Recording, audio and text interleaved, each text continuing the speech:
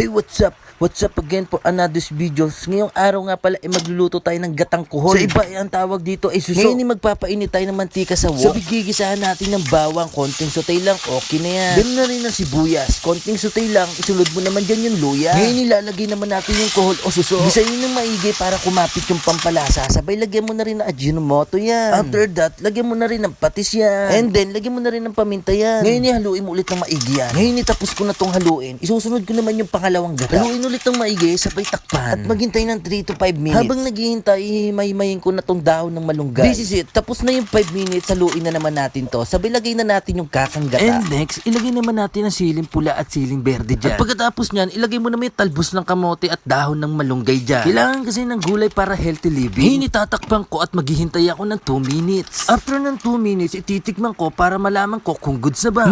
Grabe, sarap po talaga magluto. Tara, kain tayo.